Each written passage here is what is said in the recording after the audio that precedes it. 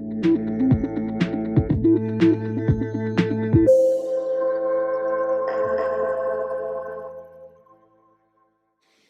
मैं हूं अमिता पंकज और आप देख रहे हैं राजसत्ता एक्सप्रेस। टोबैको एपिडेमिक का रूप लेता जा रहा है और इससे होने वाले शारीरिक नुकसान भी बहुत ज्यादा है। ग्लोबल एडल्ट टोबैको सर्वे की एक रिपोर्ट के अनुसार 35.5% टोबैको हर तरह का उत्तर प्रदेश में इस्तेमाल किया जाता है। दूसरी तरफ ग्लोबल यूथ टोबैको सर्वे की एक 2019 की रिपोर्ट के अनुसार 13 से 15 वर्ष आयु वर्ग में भी टोबैको का 22% प्रयोग देखने को मिलता है। ये बहुत चिंता का विषय है। हम यूथ को देश का भविष्य कहते हैं और अगर देश का भविष्य ही टोबैको की गिरफ्त में आ जाएगा तो ये हमारे लिए बहुत चिंता का विषय है। इन्हीं सारी बातों पर चर्चा करने के लिए आज हमारे साथ टॉक विद एक्सपर्ट में है जेपी शर्मा जी। आप प्रोग्राम एडवाइजर हैं टोबैको कंट्रोल प्रोग्राम वी हाई न्यू दिल्ली और लगभग 14 वर्षों का आपका टोबैको नियंत्रण पर कार्य करने का अपना अनुभव है और कार्य वर्षों में आपने काफी महत्वपूर्ण अचीवमेंट्स एंड माइलस्टोन तय किए हैं। We high Raj tobacco control प्रकोष्ठ की टेक्निकल सपोर्ट ऑर्गेनाइजेशन के रूप में आप कार्य करते हैं। आपका बहुत बहुत स्वागत है। नमस्कार जी। कोटपा एक्ट के बारे में बहुत बार सुनने में आता है, ये एक्ट क्या है और टोबैको कंट्रोल में ये किस प्रकार से मददगार है? कोटपा एक्ट तंबाकू नियंत्रण में एक बहुत बड़ा टूल के रूप में इस्तेमाल किया गया है और ये भारत सरकार ने 2003 में इसको डेवलप किया था, बनाया था और लागू किया था। क्योंकि इसकी कई धाराएं हैं। धारा कोटपा और तंबाकू नियंत्रण करने के लिए जितने भी अभी तक उपाय किए गए हैं उसमें सबसे प्रभावी उपाय भी एक कोटपा एक्ट जो सिगरेट एवं अन्य तंबाकू उत्पाद अधिनियम 2003 है। इसकी विभिन्न धाराएं हैं और पहली धारा अगर हम देखते हैं कि सेक्शन 4 कहता है कि सब जगह जो ऑफिस हैं, पब्लिक प्लेस है, मेनली पब्लिक प्लेस पर, कि इसको तंबाकू मुक्त किया जाए। क्यों किया जाए? इसका मेन कारण है कि जो सेकेंड हैंड स्मोक है, जो पैसिव स्मोकिंग है, अगर मैं स्मोकिंग कर रहा हूँ तो दूसरा जो इनहेल कर रहा है वो भी उतना ही नुकसानदायक है जितना नुकसानदायक जो फर्स्ट स्मोकिंग है। तो सेक्शन 4 के अंदर ये बताया गया है कि जितने भी पब्लिक प्लेस हैं including government offices, private offices, railway station, जहाँ पर लोगों का आना जाना है तो वो तंबाकू वहाँ पर बिल्कुल भी धूम्रपान का इस्तेमाल ना करें, ताकि इसको बताएं, लोगों को बताएं। दूसरा जो मेन और महत्वपूर्ण है सेक्शन 5 में बताया गया है कि तंबाकू का विज्ञापन और उसका प्रमोशन करना कानूनन अपराध है। तो जिस तरह की आप ये देख रहे हैं एडवर्टाइजमेंट आ रहे हैं, ये एकदम बैन है, प्रतिबंधित है और ये नहीं होना चाहिए, क्योंकि इससे भी जो है तंबाकू को बढ़ाने में, प्रमोशन करने में काफ़ी मददगार साबित होते हैं। सेक्शन 6 के 2 पार्ट हैं। 6A कहता है कि कोई भी 18 साल से कम उम्र का ना तो तंबाकू खरीदेगा ना बेचेगा। इसका मेनली पर उद्देश्य ये है कि तंबाकू जो इस्तेमाल हो रहा है उसको खाने की आदत ना पड़े, उसको छुड़ाने के लिए सेक्शन 6A है। सेक्शन 6B और भी महत्वपूर्ण है, क्योंकि जो बच्चे हैं वो तंबाकू की लत में ना पड़े तो एजुकेशन इंस्टीट्यूशन, जो शैक्षणिक संस्थान हैं, उनके 100 गज के दायरे में, और 100 गज का भी जो डिस्टेंस है वो लिया गया है कि जहाँ दीवार स्कूल की ख़त्म होती है, जो शैक्षणिक संस्थान है कोई भी हो इसमें, तो जहाँ उसकी दीवार ख़त्म होगी वहाँ से 100 गज की दूरी तक कोई भी तंबाकू उत्पाद बेचना कानूनन अपराध है और 100 गज की दूरी में कोई भी तंबाकू उत्पाद नहीं बेचेगा। ये सेक्शन 6 भी किया गया। सेक्शन 7 के अंदर एक बहुत ही महत्वपूर्ण उन लोगों के लिए है जो इसको तंबाकू को इस्तेमाल कर रहे हैं, और दूसरा उससे प्रभावित होकर जो बीमारियां हैं उसको प्रदर्शित करता है, और इसमें जिसको बोलते हैं सचित्र स्वास्थ्य चेतावनी, हेल्थ जो वार्निंग्स है वो उसमें दिखाई गई है। उसका एक फोटो है और जो वो भी विभत्स फोटो दिखाई देता है कैंसर का। तो ये इसका इम्पैक्ट बहुत अच्छा आता है। हाँ, इसका इम्पैक्ट बहुत अच्छा आता है, क्योंकि जब वो देखता है तो थोड़ा सा उसको डर लगता है, तो एकदम तंबाकू खाने से अपने आप को रोकने के लिए बहुत ही प्रभावित करता है। तो वो चेतावनी जो आती है वो स्वास्थ्य चेतावनी है, और स्वास्थ्य चेतावनी हर तंबाकू उत्पाद पर आनी चाहिए, और उसका एक डायामीटर है, वो भी जो अभी जो गवर्नमेंट ने किया है उसको किया 85% उसका फ्रंट साइड में फोटो होना चाहिए। और अभी 1 दिसंबर 2022 से वो सचित्र चेतावनी जो है और भी गंभीर रूप में दिखाई जा रही है। इसका मुंह का पार्ट जो है पूरा कैंसर का जो पार्ट है उसको दिखा गया है, ताकि लोग बाग उसको देख कर डरे और ये छोड़ने का उसके लिए एक अवेयरनेस जागरूकता के लिए है। तो ये सेक्शन 7 के अंदर दिखा गया है और अभी दिसंबर में वो चेतावनी बदल जाएगी जो अभी तक आ रही है, और हर तंबाकू प्रोडक्ट पर वही चेतावनी आकर वो बिकेगा। तो इसमें मेन प्रोविजन ये दिए गए हैं कोटपा में। इसके बाद इन धाराओं में अगर वायलेशन होता है उल्लंघन के लिए एक अमाउंट है, 200 रुपये की पेनल्टी है। अगर सार्वजनिक स्थानों पर है या वायलेशन हो रहा है तंबाकू का, तो इसमें एक चालान कर सकते हैं, वो उसका पेनल्टी लगा सकते हैं और पेनल्टी 200 रुपये तक हो सकती है। 1 रुपये से 200 रुपये तक का इसमें प्रावधान है। और इसमें कोई भी ऑथराइज डिपार्टमेंट है भारत सरकार के और स्टेट गवर्नमेंट के 23 डिपार्टमेंट हैं जो इस पेनल्टी के लिए अधिकृत हैं और इस पर चालान कर सकते हैं। पर कितने चालान होते हैं आप पर? अगर आप देखें तो यूपी में काफ़ी चालान का अभी जो लास्ट कोविड के बाद 6 महीने का अगर हम डाटा देखते हैं तो करीब 1 लाख के आसपास लखनऊ का था। और अगर हम पूरी यूपी का देखते हैं, जो अभी आपने जैसे बताया था राज्य तंबाकू नियंत्रण प्रकोष्ठ, उसके सभी जनपदों में अपनी अपनी इकाइयां हैं जिसको बोलते हैं जिला तंबाकू नियंत्रण प्रकोष्ठ। तो वहाँ पर उनका स्टाफ है, एक नोडल ऑफिसर होता है उसका इंचार्ज ज्वाइंट डायरेक्टर लेवल का। तो वो अपने एरिया में जाकर जहाँ वायलेशन हो रहा है उस स्क्वाड के साथ, एक स्क्वाड बनाया हुआ है, उसमें स्कूल एजुकेशन डिपार्टमेंट की तरफ से भी है, पुलिस डिपार्टमेंट की तरफ से भी है, हेल्थ की तरफ से भी है, कहीं नगर निगम भी उसमें शामिल किया हुआ है। तो उसका लेकर एक स्क्वाड है, स्क्वाड जाता है वहाँ पर जो है ना, अगर कोई वायलेशन है तो उसको वो रसीद काटता है, 200 रुपये तक का उसका चालान पड़ता है। युवा बहुत ज्यादा टोबैको की तरफ आकर्षित हो रहे हैं, इसके क्या कारण है? ये एक बहुत ही महत्वपूर्ण विषय आपने उठाया है, क्योंकि युवा हमारे देश का भविष्य है और भविष्य अगर अंधकार की तरफ जाएगा तो भविष्य क्या होगा? और भी खतरा हो जाएगा। क्योंकि युवा अभी आपने देखा होगा कि इसके लिए 2 वो आए हैं सर्वे, और एक सर्वे तो पूरा जो आया है ग्लोबल यूथ एडल्ट टोबैको सर्वे जो है, ग्लोबल यूथ टोबैको सर्वे जो 19 में आया है, 2019 का है, उसमें तो जो डाटा आया वो तो और भी चौंकाने वाले सब। उसमें 22% हाँ, बताया गया है कि उसमें 22% जो है यूथ है जो 23 साल से कम, 13 से 15 साल के बीच के हैं, वो स्कूल गोइंग है और स्कूल गोइंग काफ़ी ज़्यादा प्रभावित है। दूसरी बात अगर हम देखते हैं कि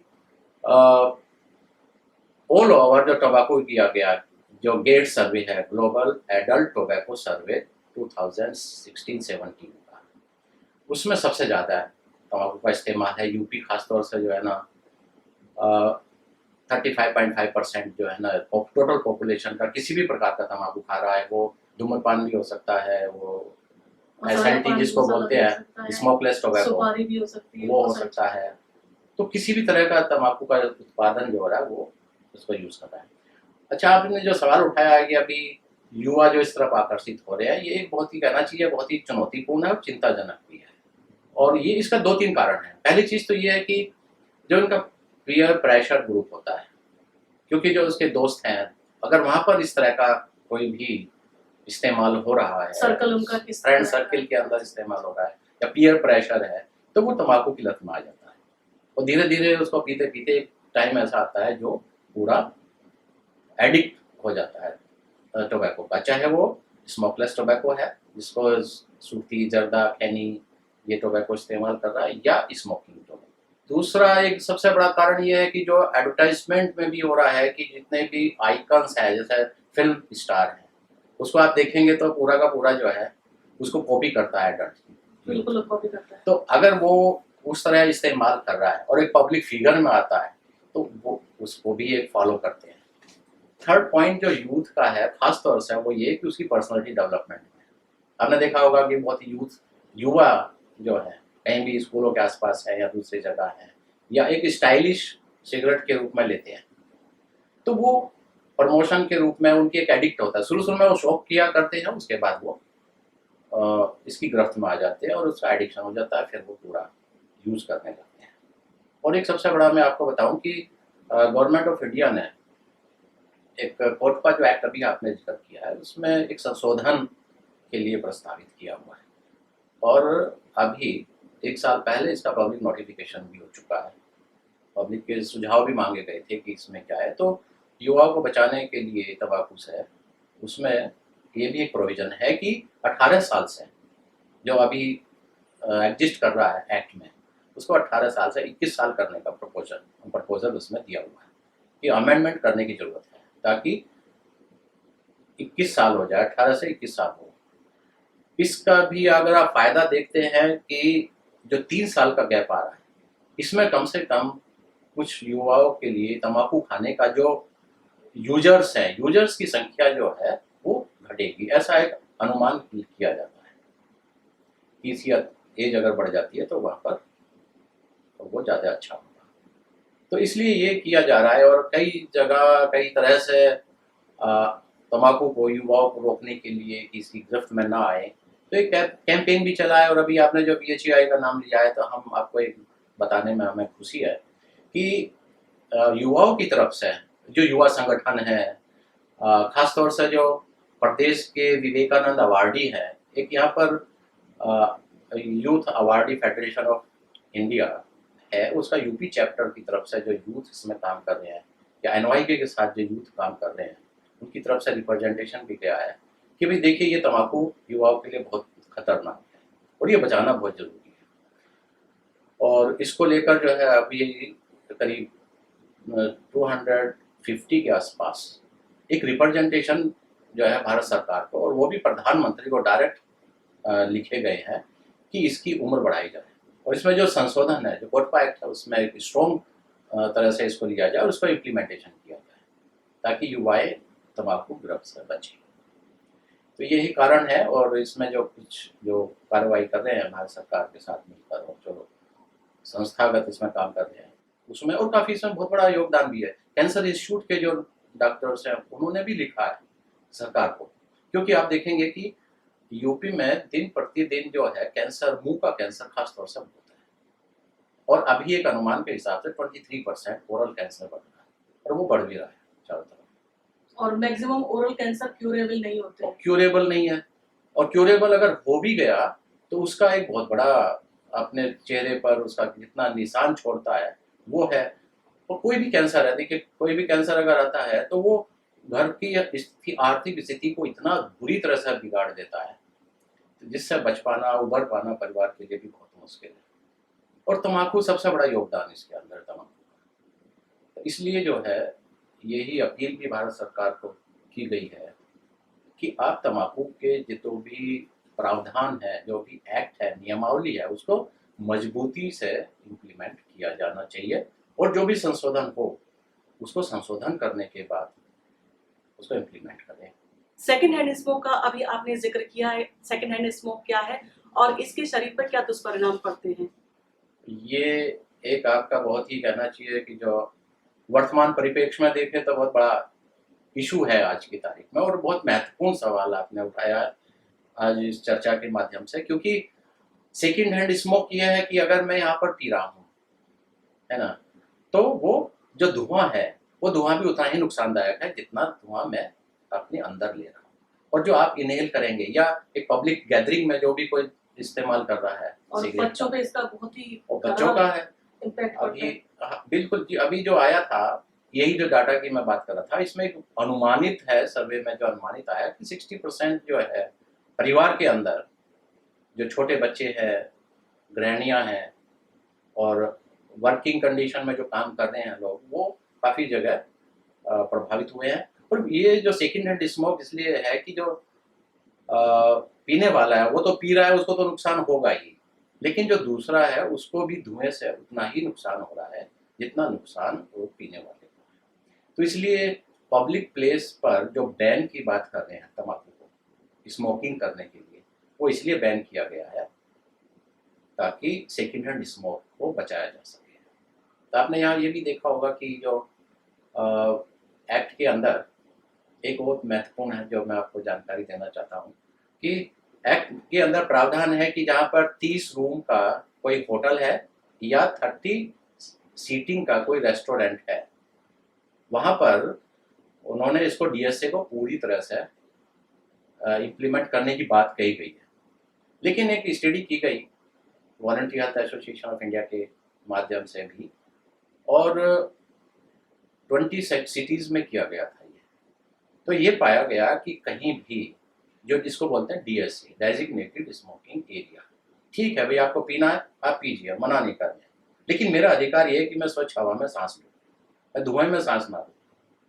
तो उसको रोकने के लिए, सेकेंड हैंड स्मोक को रोकने के लिए वहाँ पर डीएसआर बना गया था कि डेजिग्नेटेड स्मोकिंग एरिया, लक्षित धूम्रपान स्थान होना, ठीक है बना दिया।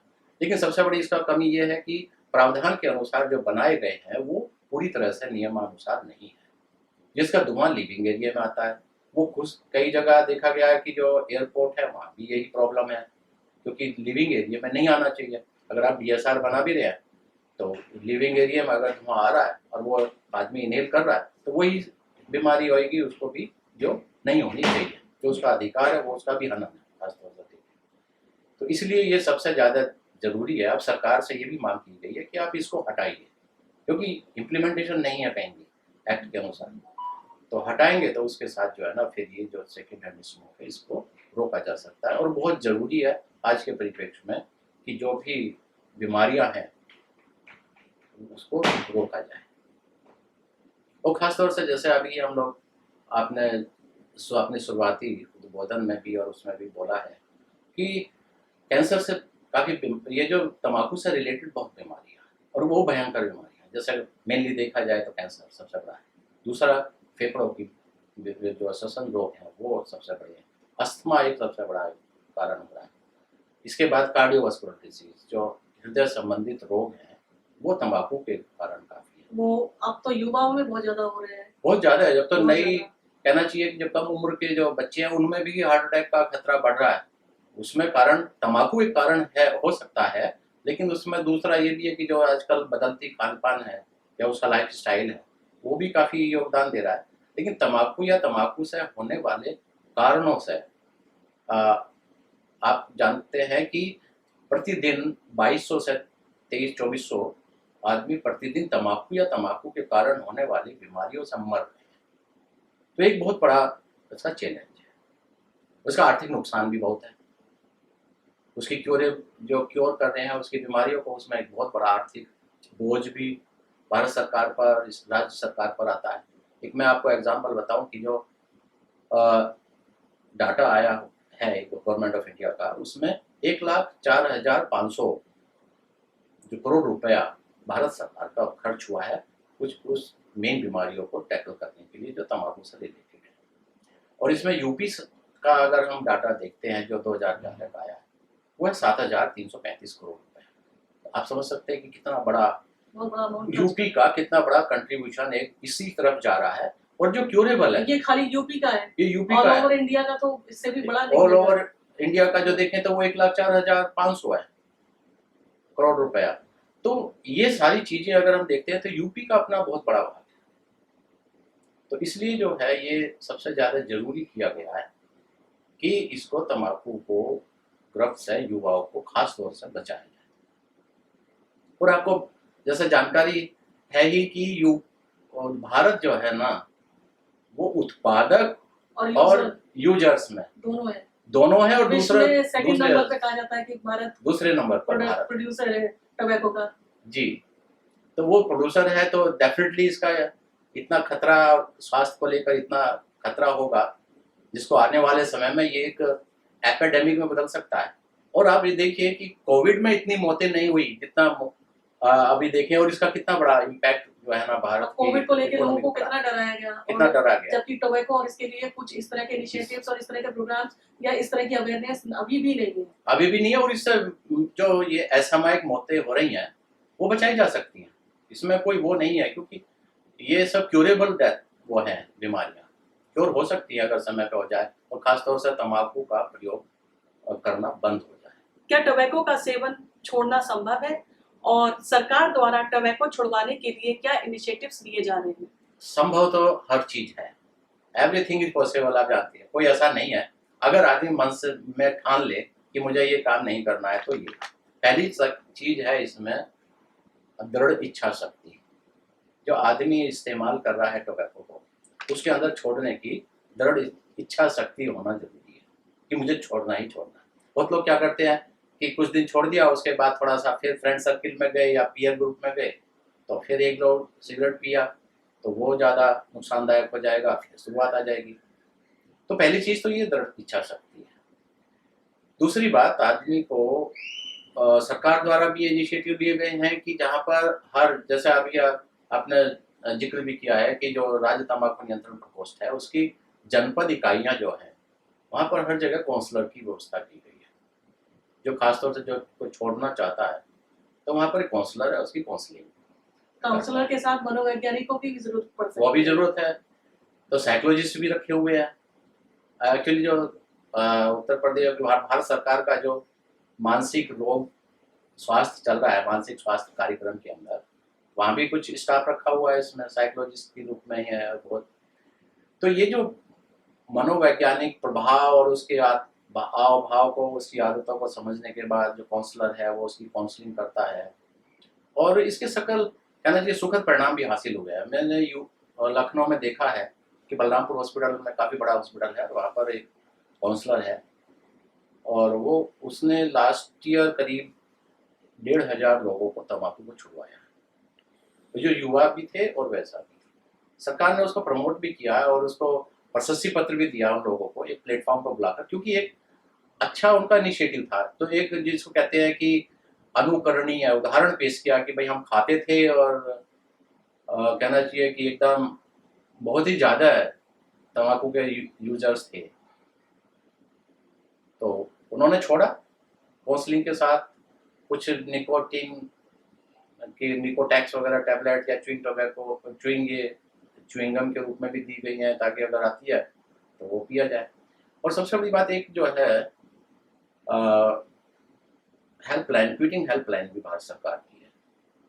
अगर कोई रेस्पॉन्स है या कहीं वायलेशन हो रहा है, तो हेल्पलाइन भी जो जारी नंबर है उस पर भी वो बात कर सकते हैं। और इसका भी जो एक वो है हेल्पलाइन नंबर 1800112353। हम अपने प्रोग्राम के एंड में आपके हेल्पलाइन नंबर जरूर शेयर करेंगे जी, ताकि लोग अगर कोई प्रॉब्लम है उनको टबैको से रिलेटेड या छोड़ना चाहते हैं तो वो एटलीस्ट कांटेक्ट कर पाए। वो कांटेक्ट कर सकते हैं और सही सलाह भी ले सकते हैं। अपने जो जनपद में जो जनपद की जो जिला तंबाकू नियंत्रण प्रकोष्ठ है, वहाँ पर भी जा सकते हैं, उनके नोडल से और उनके काउंसलर से भी बात कर सकते हैं, और वहाँ पर अपने छुड़वाने के जो भी उपाय वो बताते हैं उस तरह से काम करें तो ये छुड़ाया जा सकता है। ये ऐसा स्टेट कुछ नहीं। लेवल पर काम कर रही है ऑर्गेनाइजेशन जो है। रिहाई जो है ये एक राष्ट्रीय स्तर पर कार्य कर रही है और पिछले 50 सालों से सामुदायिक स्वास्थ्य पर कार्य कर रही है। इसमें टोबैको का एक प्रोग्राम है, और खासतौर से इसमें 2 स्टेट में अभी तो ये काम कर 5 स्टेट में काम कर रहे हैं, और उसमें पहला उत्तर प्रदेश है, दूसरा तेलंगाना है, उड़ीसा है, बिहार है और झारखंड है। इसमें जो है ये काम कर रहे हैं, अवेयरनेस भी है और साथ सरकार के साथ। एक्चुअली क्या है कि इसमें पॉलिसी लेवल पर चेंज लाने की बहुत ज़रूरत है। जैसे अभी मैंने बताया कि जो कोटपा एक्ट है, इसको लेकर बदलाव की ज़रूरत है, इसको मजबूत और सशक्त करने की ज़रूरत है। दूसरी बात, एक चीज़ यहाँ और आपको हम बता दें कि या स्टेट में इस जो एक कमीशन बना हुआ है, आप जानते हैं कि उत्तर प्रदेश राज्य बाल संरक्षण आयोग है, बाल अधिकार आयोग, वो भी जहाँ पर बच्चे हैं, जहाँ पर इस तरह की नशे के प्रति उनका रुझान है, उसको बचाने के लिए वो भी बहुत ही मेहनत अच्छी तरह से काम कर रहा है। जॉइंट एक्शन प्लान के तहत, क्योंकि राष्ट्रीय स्तर पर और राज्य स्तर पर उन्होंने एक कैंपेन छेड़ा है, एक युद्ध नशे के विरुद्ध। और खासतौर से जो 6B इम्प्लीमेंटेशन की बात है, उन्होंने भी अपने एजेंडे में लिया है कि जहाँ भी स्कूल है उसके आसपास 100 गज की दूरी में कोई भी तम्बाकू या कोई भी नशीला पदार्थ नहीं बेचेगा। नंबर 1 बात। दूसरी बात ये कि जो 6 इसका 4 का है, जो सेक्शन 4 था, सेक्शन 4 में एक साइनेज है, और वो साइनेज हर जगह डिस्प्ले होना चाहिए कहीं भी। जैसे कोई ऑफिस है गवर्नमेंट का, वहाँ पर सामने एकदम वो रहता है, एक साइनेज के थ्रू बताते हैं कि यहाँ पर तम्बाकू पीना या तम्बाकू खाना कानूनन अपराध है, और जो खाते हुए पकड़ा जाएगा या पीते हुए पकड़ा जाएगा उसमें 200 रुपये तक का अर्थदंड है। तो ये डिस्प्ले होना चाहिए एकदम क्लियर कट। और वही चीज यहाँ भी जो है स्कूलों के आसपास, वही चीज जब कोटपा का सेक्शन 6A बोलता है, उसमें भी एक जो तम्बाकू की शॉप है, जो वेंडर्स हैं, उसके वहाँ साइनेज लगा रहना चाहिए एज पर द एक्ट। और उसमें लिखा हुआ है कि 18 साल से कम उम्र के बच्चे को तम्बाकू बेचना या खरीदना कानूनन अपराध है। कई बार पेरेंट्स ही होते हैं कि अपने बच्चे को भेज देते हैं कि सिगरेट के लिए या टबैको मंगाने के लिए। जी, तो उसमें एक डोज तो बेचते हैं, बाद में आने के बाद हो सकता है बच्चा भी खाना उसी तरह से सीख जाए। तो कहीं ना कहीं पेरेंट्स को भी इन सब चीजों के ऊपर ध्यान देना चाहिए। पेरेंट्स की भी जवाबदेही है कि भाई अपने बच्चों से तम्बाकू के कोई भी प्रोडक्ट ना मंगाए। वो खासतौर से एक जो आपने सवाल पूछा था ना, ये तम्बाकू मुक्त शिक्षण संस्थाएं, ये एक बहुत बड़ा, क्योंकि युवा जो है सबसे ज्यादा एक केंद्रित है जहाँ पर अपना जो है मैक्सिमम समय बिताते हैं स्कूल के अंदर। वहाँ भी इसके प्रोविजन जो दिया गया है उसमें भी डिस्प्ले करना है, उसके स्कूल के ऊपर दीवार पर लिखाना जरूरी है कि यह तंबाकू मुक्त शिक्षण संस्थान है और इस शिक्षण संस्थान की 100 गज की दूरी में कोई भी तंबाकू का विक्रय नहीं होगा। तो वो पता चल जाएगा, एक अवेयरनेस है ये भी जो साइनेज लगाते हैं। तो मुझे पता है कि यहाँ पर इस ऑफिस में मुझे तंबाकू का इस्तेमाल नहीं करना है, तो वो ज़्यादा है। और ख़ास तौर से जो ये एक्ट में संशोधन करने की जरूरत पड़ी, इसमें बहुत कुछ गैप भी अनुभव हुए, क्योंकि जो बेयर एक्ट है उसको आज इम्प्लीमेंटेशन के दौरान उसमें पता चला एक्ट तो इतना बढ़िया बनाया गया है और उसका उस तरह से इम्प्लीमेंट नहीं हो रहा है जिस तरह से प्रभावशाली इम्प्लीमेंट होना चाहिए। वही है। और आज जो सबसे बड़ी प्रॉब्लम यही है कि अगर एक्ट बनते हैं, कोई भी एक्ट आप ले लीजिए, तो वो एक्ट जो है प्रॉपर अगर इम्प्लीमेंटेशन नहीं होता है तो यूजलेस है। मॉनिटर नहीं होती है, मॉनिटरिंग नहीं करता है तो वो यूजलेस है। हम बताएं उत्तर प्रदेश में जो इनिशिएटिव की आप बात कर रहे थे, यूपी ने बहुत अच्छे इनिशिएटिव लिए हैं। उसमें सिंगल स्टिक बैन किया है बेचना। दूसरी बात ये कि जो टोबैको प्रोडक्ट है, इसमें जर्दा, खैनी, जो तंबाकू का उत्पाद, इनको बैन किया है, इसको नहीं बेचेगा कोई भी। तो अब क्या हुआ है, उसमें एक टैक्टिक्स ही आ गई कि उसमें जो है ना ट्विन पैकेजिंग ले आए, एक सादा तंबाकू है और एक जो है वो जो ऐड देते हैं जैसे पान पराग और ये, उनके साथ साथ प्रोडक्ट उनके दूसरे हैं, तो वो उसकी आड़ में बेच रहे हैं। तो वो ट्विन पैकेजिंग के माध्यम से तंबाकू को बेचना शुरू कर दिया। सरकार ने उसको बैन किया, वो दूसरा रास्ता निकल गया। तो एक्चुअली क्या है कि इसमें इंडस्ट्री का भी अपना एक टैक्टिक्स है ये भी कि अपने प्रमोट करें। और आपने देखा होगा कि युवाओं को खासतौर से लुभाने के लिए ये जो फ्लेवर सिगरेट आई है, ये बहुत बड़ा घातक परिणाम देंगी, क्योंकि उसका टेस्ट जो है एकदम फ्लेवर है, तो वो तो वैसे अट्रैक्ट करेगा, वो ऐसे ही अट्रैक्ट करेगा। तो वो भी एक टैक्टिक्स है कि युवाओं को धीरे धीरे उस तरफ लाएं और लाने के बाद फिर उसको शिफ्ट कर दें। तो उनका मेन मकसद बिजनेस के साथ साथ युवाओं को, अपने यूजर्स को भी इंक्रीज करना है। तो ये काफ़ी कुछ चीज़ें हैं जो एक्ट को और प्रभावशाली करने की ज़रूरत है और संशोधन लाने की ज़रूरत है। संशोधन के बाद में इसको और भी अच्छी तरह से इम्प्लीमेंट किया जाएगा। और जो आप बता रहे थे कि 200 रुपीज का सिर्फ फाइन इसमें पेनल्टी है, इसको भी और बढ़ा देना चाहिए, ताकि इसको भी, और क्योंकि उसकी अमाउंट बड़ा होगा तब इंसान को लगता है कि हाँ मैंने कुछ पेनल्टी दी। 200 रुपये बहुत कम अमाउंट है इस चीज के लिए। नहीं, बिल्कुल सही आपने कहा है कि 200 रुपये का अभी जो प्रोविजन किया गया है, अभी जो अमेंडमेंट की बात कर रहे हैं पार्लियामेंट में बियर एक्ट को, जो cigarette and other tobacco product act है, उसमें 2000 रुपये का प्रोविजन किया गया है कि 200 रुपये से बढ़ाकर इसको 2000 करना चाहिए। तो अगर उस तरह का प्रोविजन आ जाए तो कम से कम एक अमाउंट दिखाई देगा कि या 2000 रुपया मुझे देना पड़ेगा। जैसे लूज सिगरेट पे है, लूज सिगरेट को अगर कोई बेच रहा है तो उसकी पेनल्टी 1000 रुपये। और ख़ासतौर से जो इसका एक अमाउंट भी है ये, और लखनऊ में जो है लूज सिगरेट को लेकर और पेनल्टी को लेकर वो काफ़ी अच्छा काम किया है।